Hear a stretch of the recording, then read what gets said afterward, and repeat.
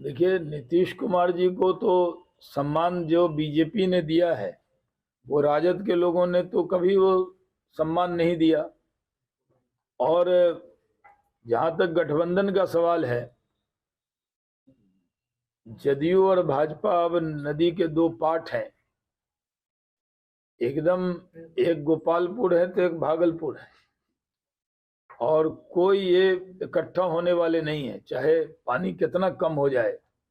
लेकिन अब गलती से भी बीजेपी दूर से भी छूने को तैयार नहीं है जदयू। उधर वाले नीतीश कुमार चाहे तो जी, नीतीश जी आप लोगों के साथ मिलना चाहते हैं जी, वो नीतीश कुमार अगर आना चाहे तो तुम हमें चाहो या न चाहो कोई बात नहीं, तुम कहीं और ही रहो तो ज्यादा अच्छा है। अभी बिहार के अंदर भारी कंफ्यूजन है। जदयू राजद के नेता एक दूसरे से डरे हुए हैं। मुख्यमंत्री जी की पार्टी जदयू में भी तरह तरह की चर्चा है,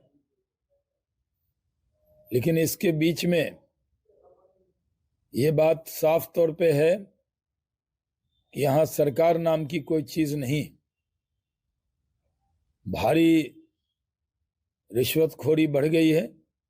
जब सरकार का दबदबा कम होता है तब जनता का शोषण बढ़ जाता है।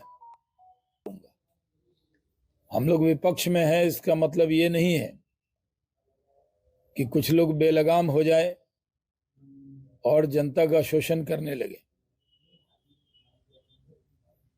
जिस तरह बिहार में तेजी से अपराध बढ़ा है, एक एमआईएम के नेता की हत्या हुई, एक जो रालोजद है उसके एक नेता की हत्या हुई, अब राजनीतिक हत्या भी होने लगी। इसको लेकर बिहार में बहुत चिंता है। अभी इन्वेस्टर मीट हुआ था, पहला इन्वेस्टर मीट है जिसमें मुख्यमंत्री जी का ही भाषण नहीं हुआ। कोई नया इन्वेस्टर नहीं आया। जो पुराने इन्वेस्टर थे उन्होंने ही लिख कर दिया कि इतना 1000 करोड़ लगाएंगे। जिन्होंने बिहार में इथेनॉल लगाया, वो इथेनॉल, जिन्होंने 200 करोड़ लगाया उन्होंने लिख के दिया हम 5 साल में 600 करोड़ लगाएंगे। जिन्होंने 500 करोड़ लगाया उन्होंने लिख के दिया कि हम 6000 करोड़ लगाएंगे। भाई, कहीं भी इन्वेस्टर मीट होता है तो सारे बड़े उद्योगपति आकर वहां इन्वेस्टमेंट की बात करते हैं, लेकिन बिहार में सिर्फ खाना पूर्ति हुई और कुछ नहीं हुआ है। दिन तक डीएम हो तो कमिश्नर बनना चाहता है, एक दरोगा हो तो वो डीएसपी बनना चाहता है।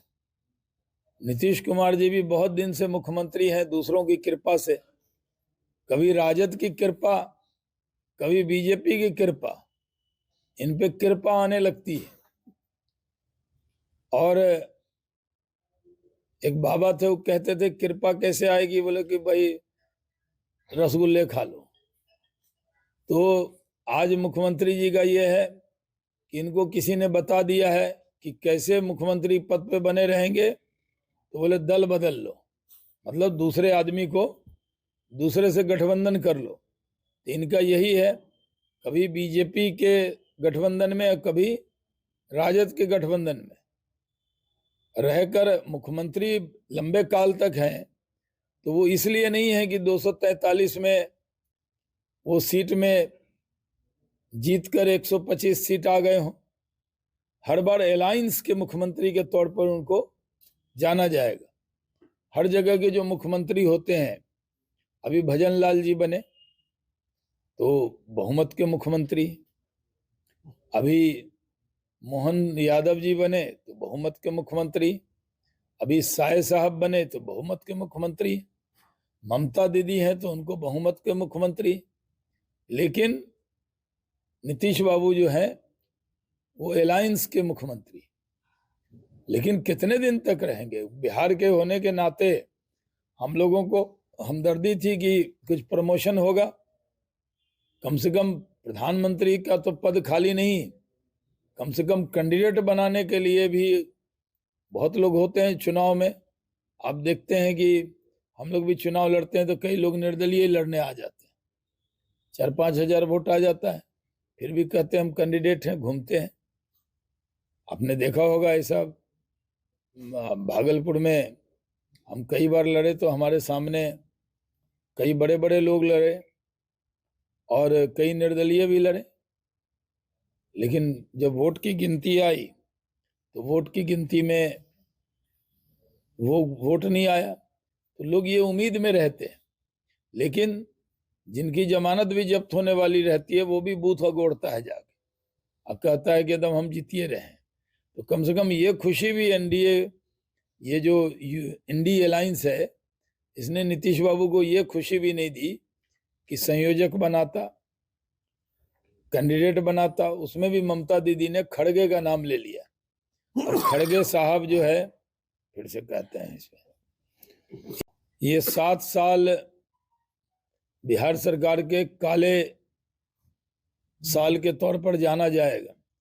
शराबबंदी के नाम पर शराबबंदी हुई नहीं, सिर्फ होम डिलीवरी शुरू हो गई, और इतिहास में इसको यही जाना जाएगा कि सरकार की तरफ से बंद थी लेकिन होम डिलीवरी मिल रही थी और अभी भी मिल रही है।